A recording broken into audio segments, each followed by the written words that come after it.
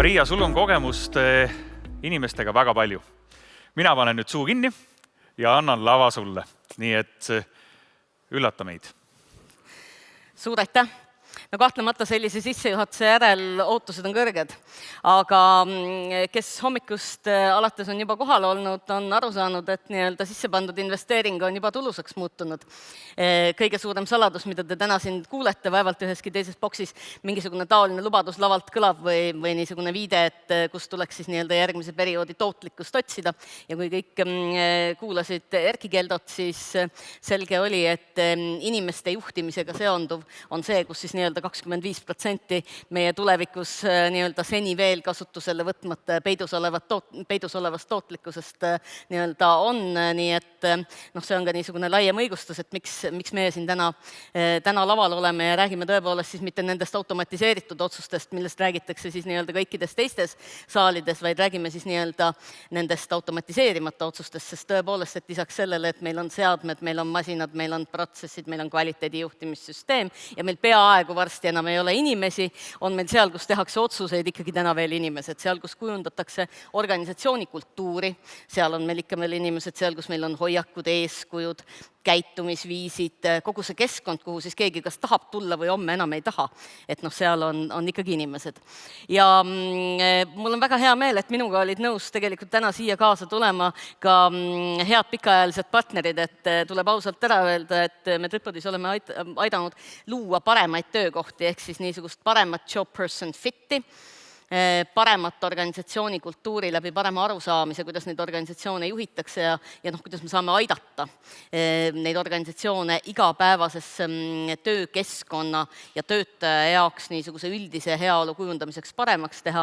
Et me oleme tõesti nii-öelda erinevatel teemadel juba, võiks öelda, aastakümneid koostööd teinud ja kõik, kes minu kõrval täna istuvad, on korda saatnud midagi erakordset. Et kui Katre puhul on esimene küsimus kohe selles, et kui me vaatame nii-öelda joogi ekspordiareaali, siis kahtlemata esimesena kõlas see, et meil on vähe julgust oleks juurde vaja, siis tõepoolest, kes veel võiks esindada Eestis nii-öelda tootmisettevõtte ekspordijulgust, kui mitte Katre, nii et mul on väga hea meel, et ta on olnud valmis meiega täna siia tulema. No Martit ka paljud kindlasti tunnevad, kes siin saalis on. Marti eestvedamisel on nii-öelda Eestis ehitatud üles Euroopa üks moodsamaid, et mitte öelda kõige moodsam, te vist tegelikult ise ütlete. Ma ütleks maailma moodsam. Maailma moodsam, kas te kuulsite. Ja kahtlemata seda ei teinud ainult seadmed. Maailma kõige moodsamat asja teevad inimesed, mitte seadmed. Et oma valdkonna ettevõtte. Ja Merlel on samuti täiesti niisugune unikaalne kogemus tulles energeetikas, sisenedes raudteesse, niisuguse unikaalse isikliku karjääri turnaroundi ja samamoodi ka niisuguse väga kõva ajalooga ettevõtte turnaroundi puhul, et selles mõttes mul on väga hea meel, et te olete selleks mitte väga pikaks, aga siiski ma usun hästi sisukaks mõttevahetuseks olnud valmis siia tulema. 25% juhtimisest võiks olla siis, või vabandust, 25% meie tootlikkusest võiks olla peidus siis juhtimise arendamisel organisatsioonides. Kui kaugel iga üks teist sellega on? Kuidas teil läinud on? Ma saan aru, ma olen see julge, ma pean siis alustama. Tere kõigile! Ma arvan, et igasugune selline areng, et see algab või mingisugune tootlikkuse kasvatamine, et see algab tegelikult palju varasemast kui see, et ma hakkan nüüd tegema mingit otsust, et see nõuab ikkagi teatud sellist mindseti ja sellist nagu julgust ja seda julgust õnneks täna siin saalis on väga hästi näha ja olin siin varasemalt ka nagu lavalt kuulda ja ma arvan, et sellistes väga muutlikes oludes, kus me viimased vähemalt 6 aastat oleme olnud, kus iga 2 aasta tagant on mingisugune väga suur kriis, et küll ei ole meil raha ja siis ei ole meil tervist ja nüüd ei ole meil enam energiat, ei teagi, mis nüüd järgmisena tuleb, eks ju, et ega siin muud ei olegi, kui tuleb lihtsalt panna paika siht ja olla julge selle sihi poole liikumisel ja küll siis tulevad ka need head otsused ja see tootlikkus võib tõusta ka ju rohkem kui 25%. Et selles mõttes lihtsalt tuleb aru saada, kus sa opereerid ja mis on need kriitilised faktorid, mis võivad su plaani täiesti vussi ajada ja kuidas nendele siis vastu hakata. no heas paneelis on alati natuke intriigi, aga no meil on selline paneel, kus me tegelikult nii-öelda tahame jagada kogemust ja võib-olla seda intriigi kunstlikult mitte otsida, aga räägi üks hea näide, võib-olla üks niisugune hea lugu, kui sa tagasi vaadates võid öelda, et just nimelt nii-öelda sellele otsusele panustades, nendele meeskonnaliikmetele panustades, et see oli midagi, mis aitas meid tõesti mingisugust suurt hüpet teha midagi teisiti, kuhugi jõuda. Jaa, joogist on palju räägitud, ma võib-olla siin ei hakkaks selle peale liiga palju aega nii-öelda kulutama, aga lihtsalt võib-olla, mis on nagu oluline selle joogi puhul aru saada, on see, et me rajasime ettevõtte ju täiesti nullist, meil ei olnud mitte midagi. Ja kui siin ka varasemalt oli juttu, et keegi peab kusagil painduma, ütles härra Tureiko energiaturgu silmas pidades, et siis meie pidime painduma ja võtma selle riski, et me ehitame tehase, investeerime sinna 16 miljonit eurot, ja selge suunaga, et me peame selle saama siis tööle, peame ta saama ühel hetkel kasumlikuks ja täielikult koormatud. Aga võib-olla sellise, ütleme, kriitilisema poole pealt, et kus on olnud vaja väga kiiresti otsustada selleks, et ettevõte üldse ellu jääks ja anda see võimalus, oli tegelikult selle kõige esimese finantskriisi ajal, mille ma ise siis pidin läbi tegema, 2007 kuni 2010 umbes oli siis see periood, kus ütleme siis niimoodi, et meie Baltikumis tõmbasime kokku 30% töötajatest, langetasime kõigil, sealhulgas iseendal palka 30% ja meil oli siis tol hetkel ka Soomes ja Rootsis olid siis tütarettevõtted, läksime siis ka nende tütarettevõtete juurde, ütlesime, et teeme nüüd samamoodi nagu Baltikumis ja ma siiamaani mäletan seda Soome juhtkonna täielikku kabuhirmu, kui nad vaatasid meile otsa, ütlesid, et mis mõttes, et meil on ametiühinguga kokkulepe, et me igal aastal palk tõuseb 5%, et millest te üldse räägite. Ja lõpuks oligi nii, et tõusiski 5% ja tegelikult selleks, et üleüldse sellel ettevõttel jääks mingisugune ellujäämislootus, oli vaja siis kuskilt mujalt veel rohkem selle võrra nagu kärpida. Väga valusad otsused, väga häid inimesi tuli ära saata, ärimudelit tuli ümber teha, kõike tuli teha korraga, meil oli väga kiire, aga me saime sellega hakkama, selle ettevõtte nimi on Premium Foods. No julgus tasus ära. Jah. Martti, kuidas teha seal peaaegu välismaal? Sa tulid täna vist ka sealt Lõuna-Eestist. Seal peaaegu välismaal maailma kõige paremat oma valdkonna ettevõtet. Kuidas juhtida on sealt? Jah, kuidas teha seda ettevõtet? Kuidas seda eest vedada? Okei.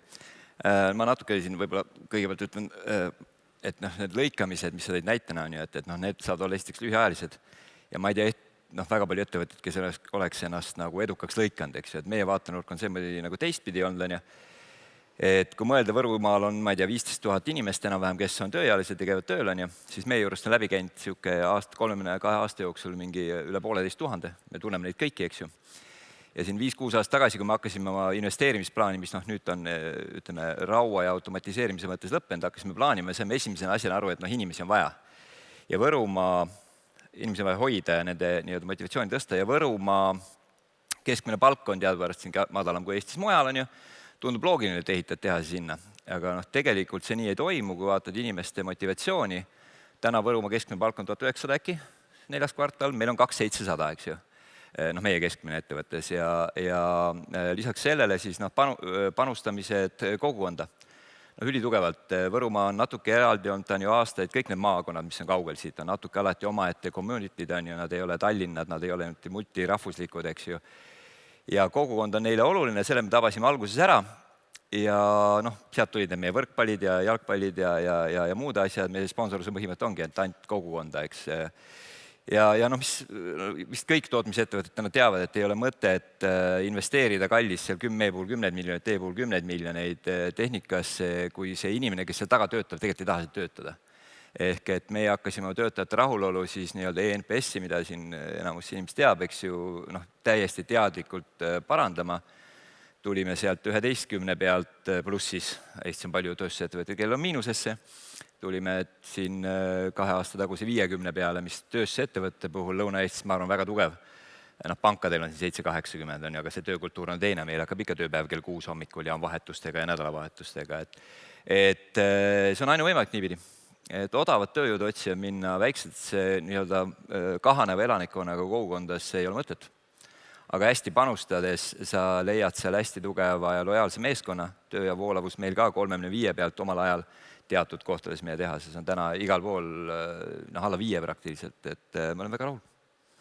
no suurepärane, väga hea näide, aga et minna natuke veel praktilisemaks, sellepärast et meil on täna ka saalis need inimesed, kes tegelikult hea meelega kuuleksid, et aga mida sa tegid selle kultuuri arendamiseks, kuidas siis ikkagi töötasude erinevus on märkimisväärne, see kahtlemata mõjutab motivatsiooni ja uuringutest teame ka, et mida madalam on tasu, selle suurem on selle mõju kogu niisugusele rahule tervikuna, aga mis need olulised sammud on? Praktilisi näpunäiteid. Jaa, praktilised näpunäited 2, 3, 4, mida siit kaasa võtta.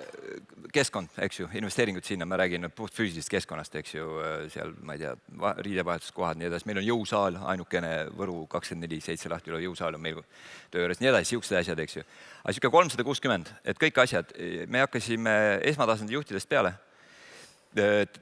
Koostöös siin koolitusfirmadega 18 kuud programm, esmatasandi juhid nii-öelda tasemel, et nad hoiavad inimesi, teab, mis teevad ja on tegelikult juhid, tüüpiliselt sellistes ettevõttes, ma olen ju neid näinud päris palju oma elu jooksul, on see, et esmatasandi juhid, meistrid on kasvanud alt üles, neil tegelikult puudub formaalne juhtimiskogemus ja arusaam, kudu juhtida.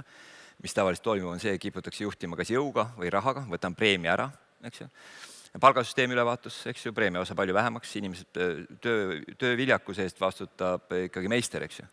Mitte see inimene, kes see pingi taga on. Kõik need asjad samm-sammult et ei saa praktiliselt ühtegi asja kõrvale jätta. Juhtimisstiilid samamoodi on ju ka ülemise otsa juhtide nii-öelda võib-olla mitte niivõrd koolitamine, kuivõrd õigesse kohta ka asetamine, eks ju, et väga-väga oluline. Et meil on siin üks tehas, ma ei hakka nime nimetama siin grupis meil, et kus on tööjõuvoolavus on siuke 40-50. Ja kõik vaatavad personaliosakonna otsa, kui ta nii on ja personaliosakond eelmine aasta värbas 450 inimest, kellest siis ma ei tea 10 annales võib-olla üle on ära läinud. Miks see nii on? See on esmatasandi juhid, töökeskkond, kõik muud asjad on ju. Ja nüüd arvestades AI-st ja kõigest juttu, kui keeruliseks meie maailm siin tasapisi läheb, on ju, siis inimese koolitamine muutub nii kalliks, et kui see töövoolavus on nii kõrge, inimeste rahulolu on madal, no pankrot, väga lihtne. No see oli väga konkreetne vastus sellele küsimusele, et kus see tootlikkus siis peidus on, et nii-öelda teadlikkus, hästi sihitud ja tulemuslikkus ja hästi mõõdetavas nii-öelda juhtide ja juhtimise koolitamise arendamises. Väga hea.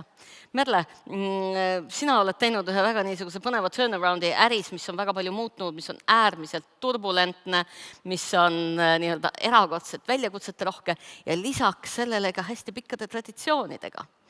Et kui sina mõtled nii-öelda tootlikkuse kasvatamisele, oma kogemusele, mis on võib-olla need niisugused võtmetegurid, üldistatavad head näited, mida sina võiksid siis nii-öelda juhtimiskvaliteedi tõstmise vaates lavale panna? Mina kuulen sind, aga ma arvan, nemad ei kuule. Mina kuulen juba vähem, et aga ma usun, et kohe saame selle küsimuse lahendatud. Nii, nüüd on kuulda. Raudteevaldkond üldiselt, ütleme, on selline valdkond olnud ju aastakümneid, kus rollid on hästi kitsad ja vabatahtlik voolavus peaaegu olematu, sellepärast, et kui su isa oli raudteel tööl, siis tõenäoliselt on su pojad seal tööl ja see käis generatsioonist generatsiooni edasi. Täna on tõesti väljakutse, et noori sinna valdkonda meelitada on keerulisem. Ja kõik need muutused, mis on raudteed ka tabanud praegu, olgu selleks siis kaubavedu või siis tervikuna valdkond, on viinud selleni, et me oleme aru saanud kõik, et nii kiiresti muutumiseks valmis see valdkond täna ei ole. Ja see õppetund, mis ma võib-olla Operailis olen ka saanud, et kui need muutused pihta hakkasid, siis me läksime stsenaariumipõhisele planeerimisele. Ja tõesti, me tegime 4-5 erinevat stsenaariumit oma laiendatud meeskonnaga siis. Ja mis võib juhtuda siis, kui läheb nii, kui läheb naa, kui läheb kolmandat pidi. Ja meid väga palju aitas siis see, et läbi selle stsenaariumite planeerimise, kus me tõesti võtsime aega tulevikku vaadata. Meeskonnas tekkisid väga selgelt arusaamised, kes mängib kaasa kriisiolukorras, kes ei mängi, kes tahab öelda, et lähme seisame natuke aega puu taga, äkki läheb mööda. Ja see on selgelt see seltskond siis, kellega ei ole võimalik kriisi juhtida, mis paraku sealt stsenaariumitest meil ikkagi joonistus välja, et millist meeskonda meid on vaja. Ja tõele au andes mõned neist stsenaariumitest ka realiseerusid, mitte võib-olla nii mustades värvides, nagu me ette nägime, aga mis oli hästi sellel hetkel, meeskond oli valmis, me olime jõudnud kõike seda juba enne läbi mõelda ja me tegelikult teadsime, et meil on midagi vaja kohendama hakata ja sellel hetkel see kohendamine toimus juba nii-öelda ära joondatult. Et me võtsime aega läbi mõelda, mida võib tulevik tuua, et sellel hetkel, kui olukord on käes, mitte hakata rabistades minema. Ja tõenäoliselt läbi selle me oleme ka saanud natukene kiiremini neid muutusi teha. Aga see on eeldanud kui meeskonnas vahetuste tegemist, paraku sellised kiired olukorrad, juht peab panema omale meeskonna kokku, kellega on võimalik iga päev luurele minna, nii et käis käsikäes raskete otsustega ka. Kuidas sellistel aegadel, kui sa pead tegema selliseid otsuseid, sul on mõned stsenaariumid, millest mõned on sellist värvi, et midagi rõõmustavat seal ei ole. Kuidas hoida niisugust positiivset ja tugevat organisatsioonikultuuri? Kuidas koondada võtmetegijaid oma selja taha, et nad ei läheks teiste tugevate tegijate juurde, sest et meil paraku on kõikide aegade kõige kõrgem tööhõive ikkagi vaatamata kõigele ja tugevatele tegijatele on nõudlus terves linnas. Et kuidas sa siis oma võtmetegijad oma selja taha koondasid, et nüüd ikkagi on see hetk, kus vaatamata kõigele aeg on kokku hoida?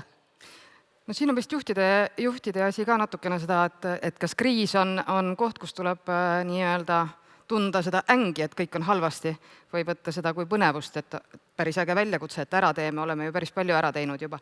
Nii et pigem ongi see, et kui sul on see meeskond, kes ütleb, et okei, teeme selle suure probleemi nüüd väikesteks tükkideks läbi selle, säilitame töökohti, parandame töökohti, muudame ettevõtted tulevikukindlamaks, see, kellel silmad särama lähevad, nii saabki teha, aga väiksemateks tükkideks, väiksemateks õnnestumisteks ja seda tuleb ka märgata siis, kui need etapid on saavutatud, et ega see tunnustus tänapäeva ajal, meil on 10 000 projekti kõigil korraga laua peal ja üks projekt ei lõpe, kui teine algab ja sa tegelikult ei saa seda õnnestumise tunnet ju kätte, mis tähendab, et neid pause teadlikuks teadvustamiseks, et meil on nüüd see etapp hästi läinud, paneme edasi, et see on hästi oluline inimlikul tasandil. Lihtsalt nii palju lisaks võib-olla see oli väga äge seletus, kuidas kriisist välja tulla või ka kasv on kriis mõnes mõttes organisatsioonis, eks ju, see on alati mingi muutus. Et minu kogemus on ikka seda õpetanud, et kui plaani ei ole, ja ma olen näinud ettevõtteid ka enda grupis, kus plaani ei ole, siis ei ole inimestel millegi külge haakida, isegi väga headel inimestel, ja vahetamist ei piisa. Kui sul plaani ei ole, siis sa võid vahetada ennast vaeseks nii-öelda. Ehk et tulles selle minister Keldo öelda asja juurde, seal see 25% ongi ja juhtimise teema. Loo plaan, loo selline plaan, mille külge inimesed saavad ennast haakida, millele noored saavad ennast haakida, kus nad ise tunnevad, nad sellega koos kasvavad ja on kriis või kasv või mis iganes ettevõtte muutus läbi. Ja ongi, et pikk teekond tuleb teha väiksemateks etappideks, et see on igatepidi inimesele ka vastuvõetavam, tekivad lihtsamini ka eduelamused ja see kuidagi selline enesekindlus, et jah, ma suudan ja jah, me suudame koos, on ju. Aga kindlasti ei tasu alahinnata ka sellise üleüldise juhtimiskultuuri tähtsust ja juhi enda või siis juhtgrupi või kuidas iganes selle ettevõttes parasjagu see juhtimine korraldatud on, aga nende inimeste või selle inimese enda vaimsust ja mentaliteeti. Et lihtsalt öelduna, et kui sa tahad sellises positiivses keskkonnas, et okei, meil on mingisugune väga suur probleem, meie ärimudel on löögi all, tahame jääda ellu, tuleb teha midagi sellist, aga kui sa selle kõige juures käid ringi niimoodi, et ainult piits plaksub ja kogu aeg on mingi õudne jama, siis tõenäoliselt need inimesed, kes sinu juurde jäävad, jagavad seda meelsust ja sellega sa niimoodi väga optimistlikult väga kaugele edasi ei jõua, et ikkagi selles mõttes ma ei tea, nüüd see on jälle mingi Äripäeva pealkiri ilmselt, aga et ühesõnaga, meil on vanasõna, et kala mädaneb peast, on ju, et ega see juhtimises on ju täpselt samamoodi, et kui juhtkond ise seda meelsust ei süsti ja seda eesmärki ei anna ja selle järgi ise ka ei käitu igapäevaselt ja ka väikestes asjades, siis neid muutuseid ei tule ja võivad olla ükspuha kui head inimesed, aga nad lähevad ikkagi ära. No nii on, väga hea, et sa selle teema sisse juhatasid, tahtsingi järgmiseks sinna jõuda, et aga kust leida jõudu unistada, kust leida jõudu oma niisuguse positiivse energiaga kaasa tõmmata. Riske analüüsida suudab igaüks, kõigil on iga idee kohta midagi öelda. Kaerapiima ilmselt toodetakse Türgi kuuratitele ja Istanbulile natuke lähemalt, kui meil siin Rapla külje all. Et kuidas nakatada, kuidas müüa inimestele unistusi, kuidas sa ikkagi oma meeskonnale päriselt räägid sellest, et meie sihtturud Dubai, Türgi, et päriselt lähme teeme ära. Et meil on üldiselt Lõuna-Lätiga, nagu sa ise ütlesid, et Lõuna-Lätiga tavaliselt meie unistused piirduvad, aga kuidas ikkagi, et see tahaks lennata, aga mitte eriti kõrgelt, et kuidas ikkagi lennata kõrgemalt? Jaa, no ikkagi see algab, minu jaoks vähemalt on see alati alanud ikkagi sellest mentaliteedist või mõtteviisist, et kuhu sa ise enda selle tõkke ette paned, et mingites kohtades ongi ju see, et sul on piirangud, noh, on mingid asjad, mida sa ei saa teha, mingil põhjusel ei saa eksportida, mingi turg on mingil põhjusel lukus ja sellest tuleb aru saada ja pole mõtet nagu mingis õhulossis nagu elada. Aga need, kus on võimalused, noh, need tuleb defineerida, aga ega see ei ole lihtne, et selles mõttes noh, meie olukord oli see, kus me võtsime üle siis inimesed, kes olid varasemalt töötanud siis noh, mõned seal 20 aastat, eks ju, pakkinud juustu kilepakendisse. Ja me ütlesime, et palun, et siin on nüüd teile selline uus kaerajoogitehas, siin on nüüd see automaatika, siin on see, kuhu te peate ennast siis nagu ümber orienteerima, siin on teile väljaõpe ja hakkame pihta ja näed, müüa tahame siin üle maailma, et ega noh, sellised, kes seal oleksid nüüd nagu päriselt 100% uskunud, ma mõtlen just siis nii-öelda tootmistööliste poole pealt, et ega neid nagu liiga palju alguses ei olnud. Ja lihtsalt see järjepidev töö ja siis ka tulemuste ettenäitamine on noh, viinud selleni, et nad tõesti usuvad ja on ka ise uhked, et see kaerapiim ongi seal kusagil Dubais või siis Türgi Starbucksis, et see on võimalik. Aga eks see nõuab ka muidugi palju õnnestumist ja õnne ka. Aga ikkagi, et see kõik algab sellest, et mis sõnumeid sa oma töötajatele annad ja mitte lihtsalt üks kord kuskil kvartali koosolekul, vaid kogu aeg, iga e-mailiga, iga kõnega, kõigega, et see foon oleks õige. Martti, kõik sinu inimesed teavad, et nad on maailma kõige paremas. Ma usun, et teavad, jah. Ma tahan selle unistamise kohta öelda, minu arvates ma natuke tahan oponeerida võib-olla, aga mõeldes selle maailma peale meie ümber, tööstuses vähemalt, turgudega võib-olla müügis on teistmoodi, aga tööstuses tundub mulle, et pole olnud lihtsamat aega kui unistada kui praegu. Sest kõik muutub siin AI-d, eks ju, tehnoloogiad, me saame igasugu asju teha, millest me ei olnud võimelised varem unistama. Nii et unistuste puudust või ideede puudust meie organisatsioonis küll ei ole. Ja see on äge. Muidu üks Parruse juhtimispõhimõtted või kõige põhilisem, et äge peab olema. Ja selle taha inimesed tulevad hästi kergelt, mina tunnen vähemalt nii, ja nii on muutusi läbi viia nii-öelda smooth, mul ei tule head eeskeelt sõna, pehme, suju, eks ju. Et praegu on lihtne unistada, ma julgeks öelda. Mul on 25 aastat tööstuse kogemust, varem oli see palju keerulisem.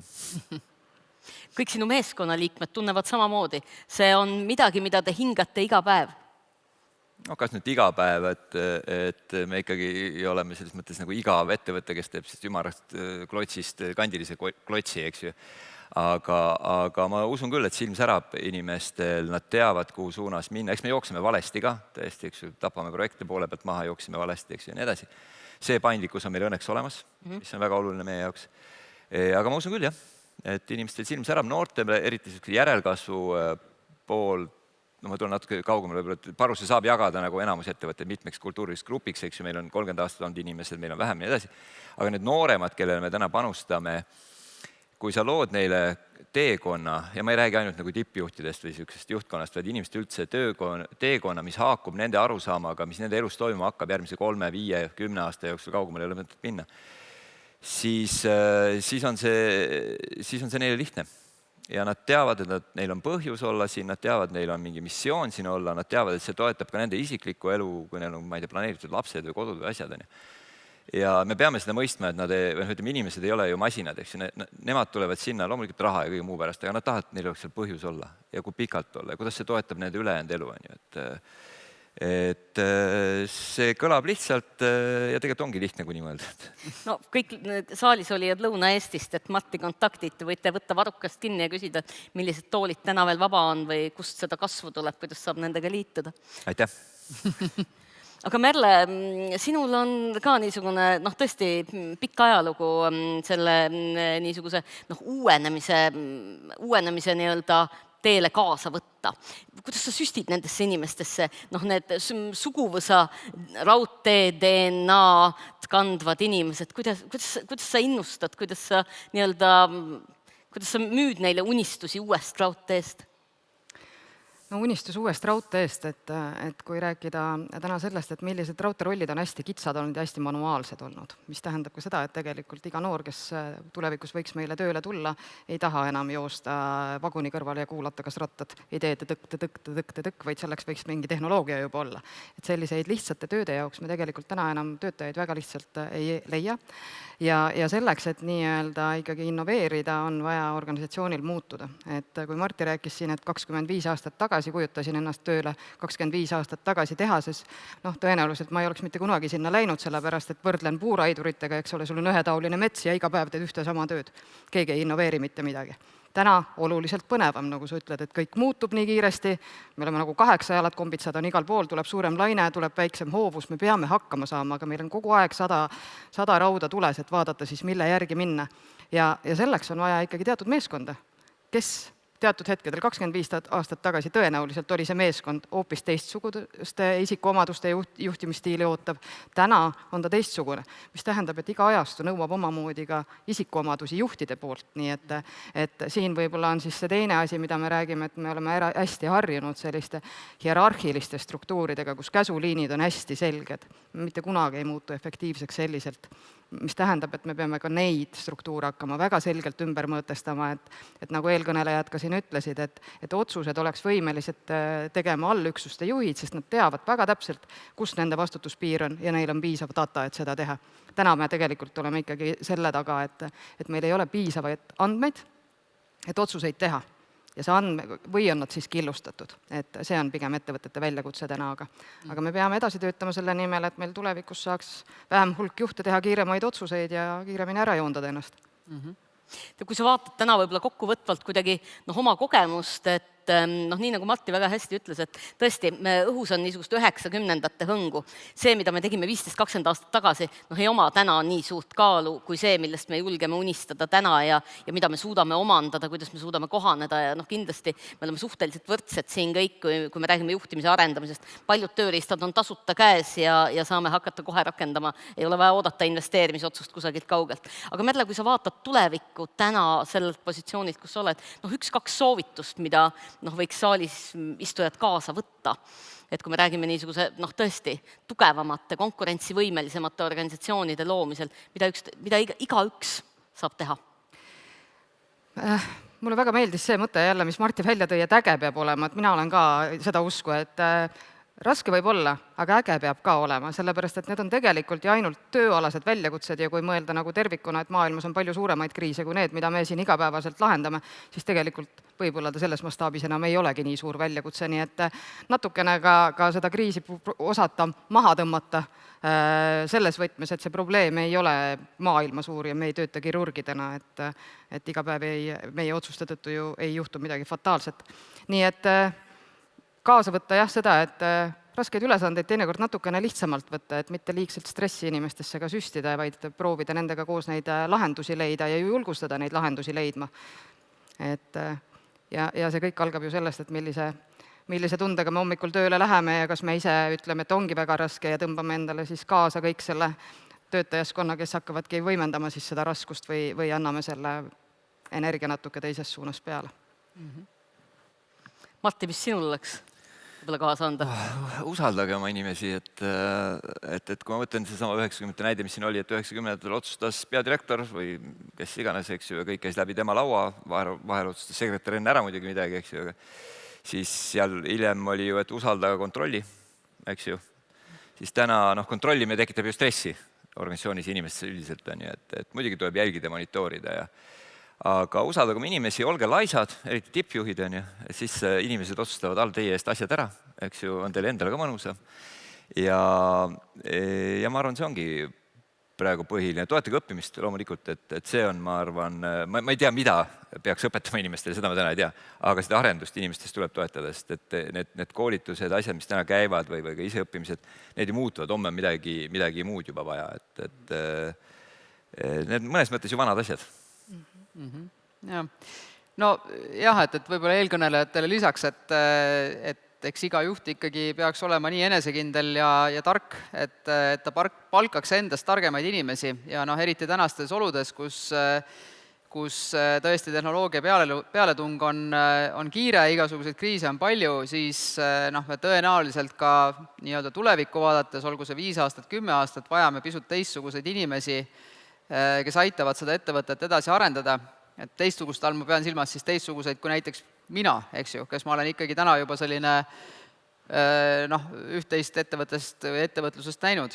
Et et kuidagi sellist võib-olla fluiidsust, ma ei tea, mis see eestikeelne vaste on sellele sõnale, aga võib-olla sellist poolt nagu rohkem juhtimisse sisse tuua ja tõepoolest jah, oma inimeste usaldamine, aga teistpidi, et ka siis nagu õigete inimeste, see mõte on ikkagi see, et õiged inimesed peavad tegema õigeid asju ja ma arvan, et täna, kui neid, selle lause nagu mõlemat poolt nagu mõelda, mida need tähendavad, mida nad 3, 5, 10 aasta vaates võiksid tähendada, et need on tegelikult päris parajad pähklid iga äri jaoks. Kas sul on õiged inimesed, kas nad teevad õigeid asju ja kas sa nendega siis, nagu vanasti öeldi, et kas luurele minna saad.